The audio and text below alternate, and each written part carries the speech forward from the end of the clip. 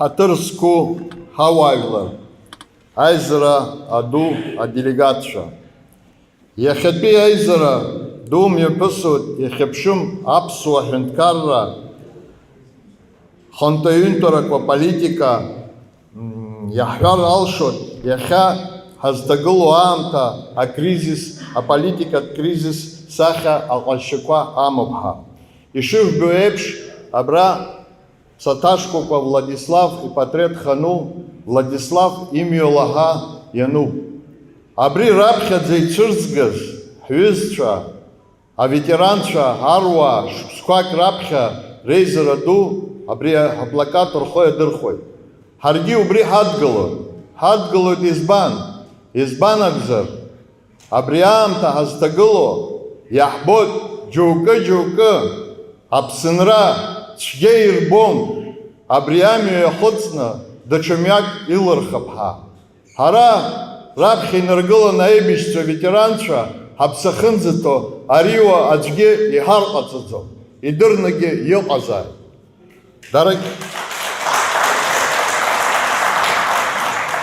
Дорогие друзья, уважаемые делегаты съезда Республиканской политической партии Форум народного единства Абхазии, сегодня мы пребываем в сложной ситуации, когда наша власть позиционирует себя на международном уровне не как руководство суверенного государства, а как зависимая во всем страна. Давайте вспомним и сравним, как в тяжелейших условиях великий национальный лидер Владислав Ардзинба отстаивал интересы своего народа в ельцинской России, когда мы стояли на грани физического уничтожения грузинским шеварднадзевским режимом. Тогда, как вы все помните, Ельцин поддерживал Грузию в угоду Западу. После войны, в разрухе, в жесточайшей блокаде, несмотря на очередные попытки сломить волю абхазского народа, мы выстояли, преодолели невыносимые условия международной политической и экономической изоляции. Выстояли потому, что во главе народа был Владислав Ардзинба, национальный герой, основатель независимого государства. Это наш незыблемый ориентир, на который надо всегда равняться.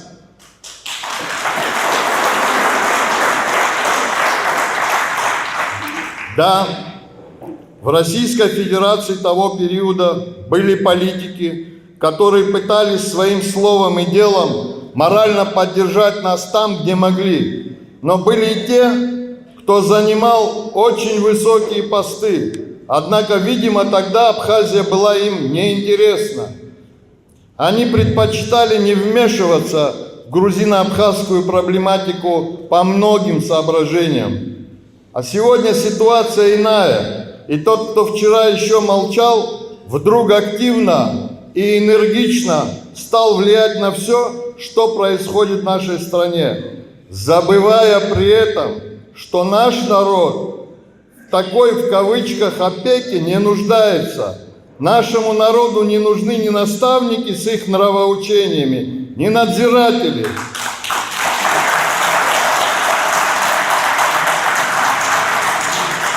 Мы не подшефные, мы равноправные партнеры.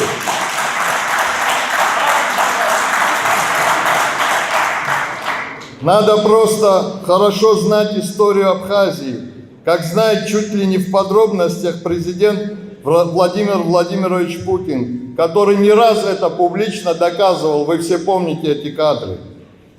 И вот, возвращаясь к сказанному, если бы мы тогда дрогнули, сломились и выполнили все, что от нас требовал ельцинский режим, то где была бы сейчас граница недружественной России и Грузии? Пусть об этом никто не забывает. Наш народ заслуживает к себе справедливого отношения. И когда наши ребята сегодня воюют и, к сожалению, погибают на Донбассе, недавно мы похоронили нашего друга и соратника Дамея Квициния, чей сын без вести пропал на полях СВО. И по имеющейся на сегодняшний день информации, около 70 выходцев с нашей страны сложили головы. И это тоже не просто так. Да, у нас в стране немало серьезных проблем, где действительно нужна помощь и поддержка. Ну, кто-то может сказать, мол, сегодня молодежь вовлекают в управление государством, дают возможность для роста, но делается это очень примитивно, открывая дорогу своим, оттесняя других как чужих. Вообще, что значит команда президента? Что значит команда Абхазии? В принципе,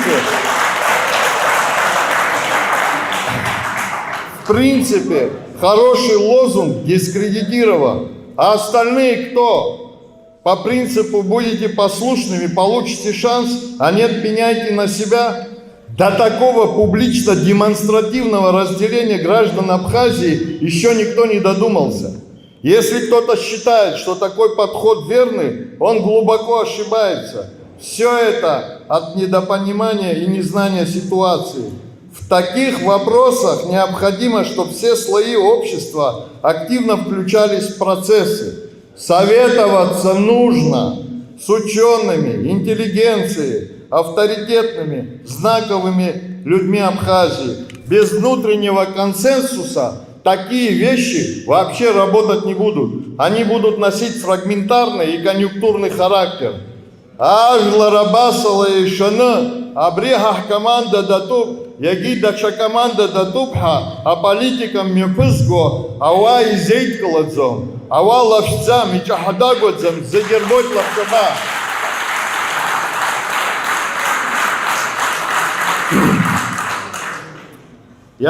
Далее. Я хочу коротко коснуться истории создания нашей организации партии «Форум Народного Единства». Форум Народного Единства на политической арене с февраля 2005 года. Он был сначала организован как общественно-политическое движение, затем реорганизовался в политическую партию 6 марта 2008 года. То есть форуму 20 лет. У партии большая политическая история, опыт. За свою принципиальность в отношении ветеранов партии пытались оказать различного рода давление со стороны власти. Это и возбуждение уголовных дел, приглашение на беседы в СГБ и другие формы воздействия. Да, такое тоже было. Но главным принципом в работе партии с самого начала является защита суверенитета и независимости Республики Абхазия. Это отражено в уставе и программных документах партии. С момента создания партии является одной из ведущих политических сил республики. Она смогла сохранить свою роль, весомость и репутацию, несмотря на сложную ситуацию и политические противоречия в обществе. Во внешней политике мы всегда считали и считаем важным сохранение и развитие дружеских взаимоотношений с Российской Федерацией. И несмотря на то, что партия подвергалась нападкам со стороны некоторых политических деятелей за ее безальтернативную внешнеполитическую ориентацию на главного союзника и стратегического партнера, мы по-прежнему убеждены в правильности этого курса. Тем более сейчас, когда над всем миром нависает угроза безопасности. В частности, считаем необходимым кое-кому напомнить 2014 год, год подписания большого договора между Абхазией и Россией. Тогда предпринимались попытки остановить президентский кортеж, который ехал на встречу с Владимиром Путиным для подписания документа путем перекрытия границы Абхазии и России по реке Псоу. Акция была организована тогдашней оппозицией. Наиболее активно в этом принимала участие нынешняя руководительница Абхазской гостелерадиокомпании.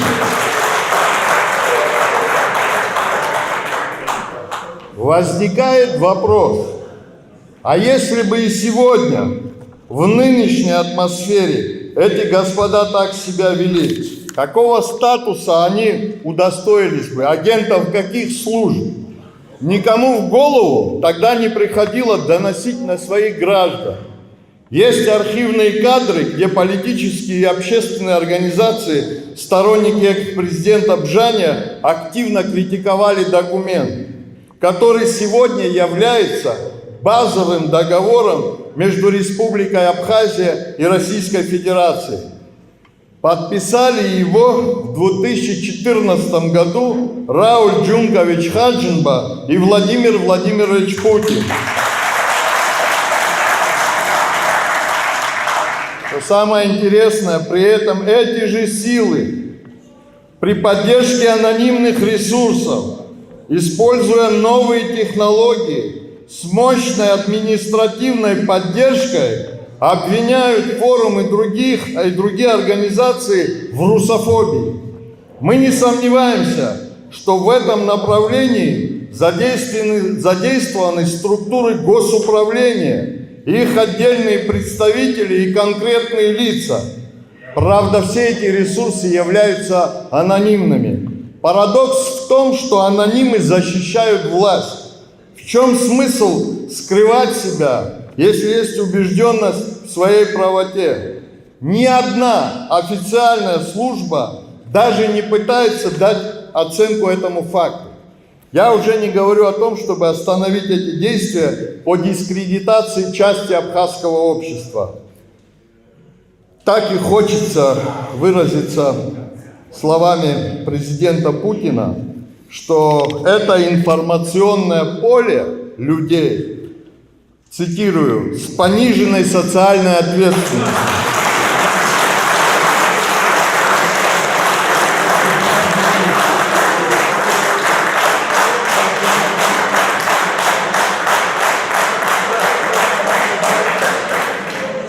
Пожалуй, точнее определений нет, судя по вашим аплодисментам. Более того, имеются факты незаконного присутствия людей на телевидении, в избирательных участках, в том числе и неграждан Абхазии. Возникает вопрос, кто это допустил? Мы все были свидетелями вот этого позорища с 3 гражданами, которые занимались здесь фактически уголовно наказуемым деянием. И вместо того, чтобы абхазская власть, соответствующие структуры возбудили бы на них дела, их выпроводили туда, за псов, откуда они начали писать жалобы, якобы здесь с ними обошлись как-то не по закону. Пускай спасибо скажут, что по-другому не обошлись.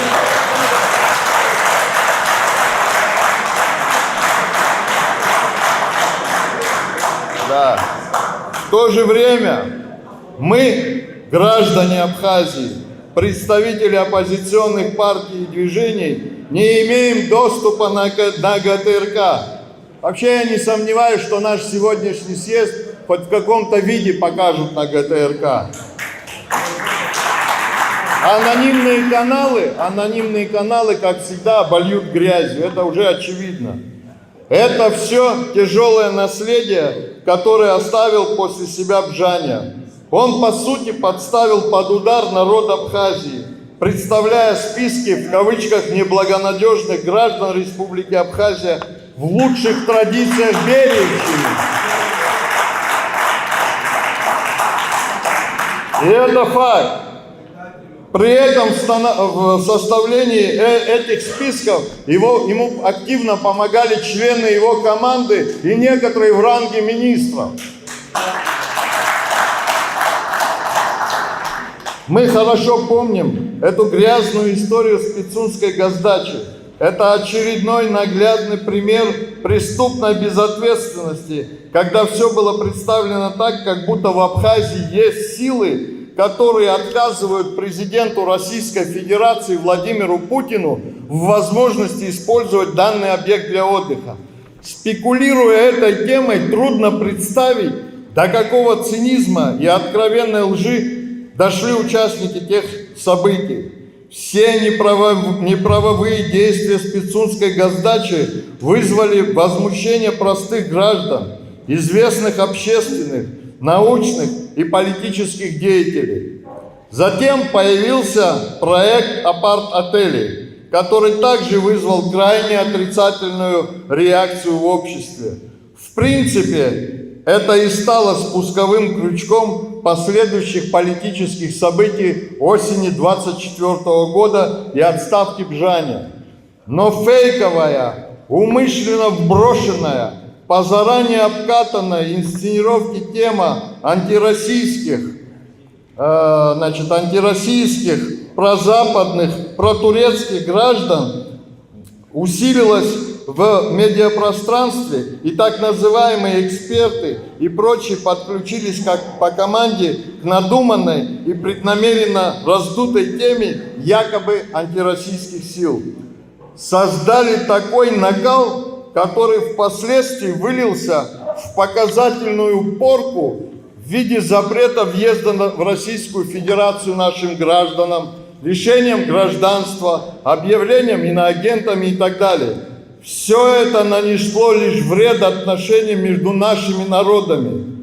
Почему абхазский народ, традиционно поддерживающий взаимоотношения Абхазии и России, вдруг по чьей-то прихоти превратился в кавычках в антироссийские силы, о которых вещали СМИ Российской Федерации? И при этом никто и никогда ничего подобного в нашей стране десятилетиями не замечал. Где логика и здравый смысл? Путем подобного оболванивания людей только наносится непоправимый ущерб нашим союзническим отношениям, к которым мы шли годами и десятилетиями, выверяя каждый шаг.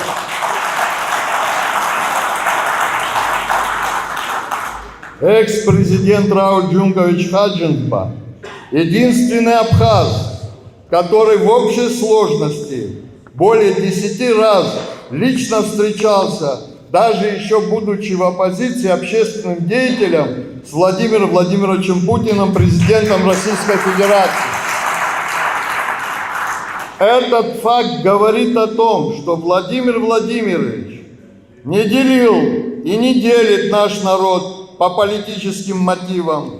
После избрания Хаджинба главой государства этот диалог только развивался в конструктивном русле.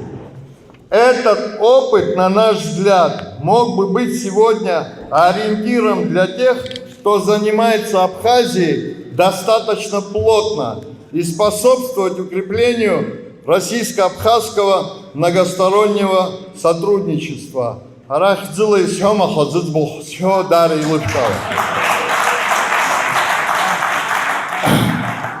Многочисленные встречи как в Абхазии и России двух лидеров позволяли решать взвешенно важнейшие вопросы наших взаимоотношений. Главным этапом по праву называют подписание в 2014 году базового договора о дружбе и сотрудничестве между Российской Федерацией и Республикой Абхазия. Этот документ лежит в основе и служит юридически закрепленным фундаментом, который позволяет развивать наши отношения, в первую очередь в сфере безопасности и других областях сотрудничества. Мы прекрасно помним, кто был с нашим народом в тяжелые времена, кто снял блокаду с Абхазии, и наш народ умеет быть благодарным. Это показали результаты поддержки Владимира Путина на президентских выборах, где он получил в нашей стране 94% голосов. После Владислава Ардзинба ни один политик в Абхазии не получал такого доверия. У нас возникает вопрос, каким образом Адгур Ардзинба, который был в команде Рауля Джунковича министром экономики, чью кандидатуру поддержал форум на своем съезде как кандидата в президенты, вдруг стал антироссийским, протурецким, как нам пытались представить СМИ России. каким образом всевозможные ресурсы были направлены на поддержку одного кандидата, хотя накануне выборов нам публично заявляли, что выбор исключительно за народом Абхазии. Все это просто не укладывается в логику высочайшего уровня доверия между нашими народами, которое выстраивалось десятилетиями. Давайте вспомним гуманитарные караваны, авиарейсы, специальные телепрограммы, колонны автобусов и все конкретно под одного кандидата. Вспомним, что за телефонные опросы проводили какие-то сомнительные, полуанонимные социологи накануне выборов, заранее внушая нашему обществу, что реальные шансы остаются только у одного кандидата. Мы сдержанно приняли официальные итоги выборов, чтобы не подвергать опасности все то, что создавалось годами между Абхазией и Россией. В этом заключается наша сила, а не слабость, как пытаются представить некоторые недальновидные деятели. Тем, кто хочет это понять, все уже ясно.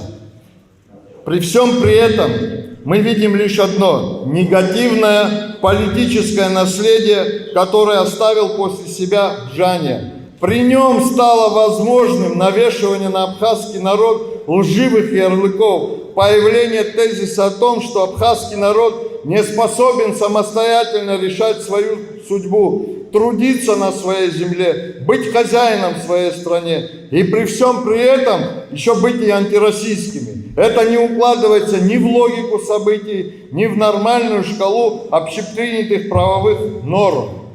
Никогда абхазы за последние 120 лет не обращались со своими вопросами ни в Лондон, ни в Берлин, ни в Стамбул, ни в Вашингтон. Абхазы всегда обращались в Петербург, а затем в Москву. И это неоспоримый факт. При всех сложностях русская политическая элита и интеллигенция более справедливо и объективно оценивала исторические предпосылки тех или иных событий Абхазии. Для чего и кем был выдуман тезис об антироссийских силах в Абхазии и с какой целью? В первую очередь, чтобы сохранить свою власть и антинародную олигархическую повестку Бжаня, которая, видимо, устраивала некоторых абхазских и российских олигархов, чтобы в условиях подобной анархии проталкивать свои сомнительные коммерческие проекты.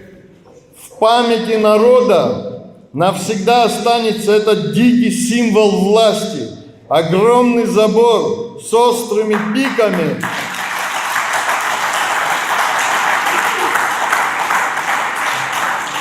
огромный забор с острыми пиками, выставленными вокруг комплекса правительственных зданий, с помощью которого власть Бжаня, зная, что народ не принимает его политику, пыталась защитить себя и свою расшатанную до основания систему. Но не помогло. И не поможет никому в будущем такое циничное отношение к своему народу.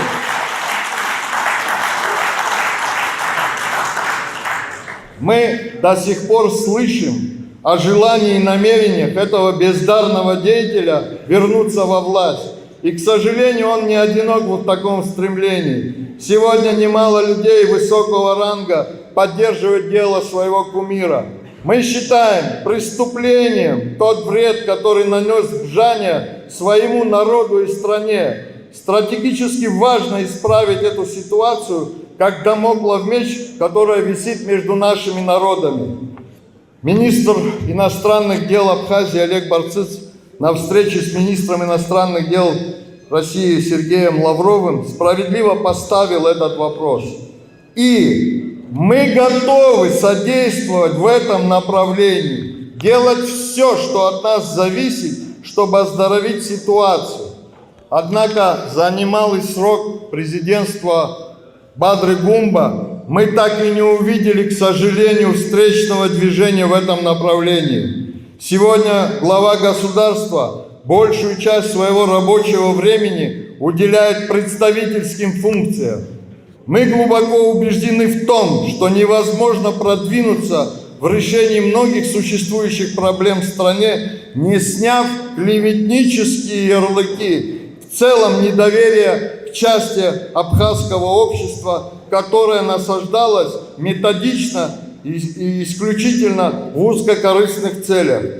Дальнейшее молчание Бадры Гумба в этом тонком вопросе мы будем расценивать как осознанное замалчивание политики дискредитации абхазского народа перед нашим союзником, что напрямую представляет угрозу безопасности общества и государства. И прямая конституционная обязанность главы государства снять эту угрозу, отвести этот дамоклов меч. А парламент призван дать объективную оценку антигосударственной, антинародной, подрывной деятельности в Жане. Подводя итог сказанному, еще раз хочу выделить следующее. Первое. На политическом наследии, оставленном в Жане после себя, нет будущего у Абхазии. Второе. Антироссийских сил в Абхазии не было, нет и быть не может. И подобные предположения противоречат историческому опыту, научным оценкам абхазо-российского сотрудничества на протяжении длительного периода. Третье. Преступная деятельность в Жане по умышленному противопоставлению абхазского общества, внедрению в нашу политическую систему полицейских методов управления государства, преследования неугодных граждан. Все это должно стать предметом тщательного расследования со стороны специальной комиссии, которую надо создать. Четвертое. Президент Бадра Гумба безотлагательно должен публично отмежеваться от этого антинародного наследия, продолжающего расшатывать нашу страну. Пятое. Необходимо сохранить исторически выстраданное право народа Абхазии на свободу слова, закрепленное в основном законе Конституции Республики Абхазия. Следует восстановить регулярные передачи на ГТРК с участием представителей различных политических сил. Шестое.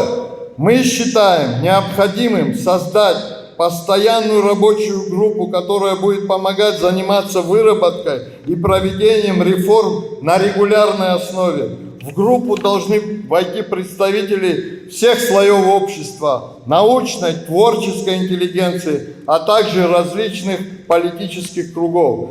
Только так мы сможем обеспечить действительно всеобъемлющий и справедливый подход к будущему нашей страны. Седьмое.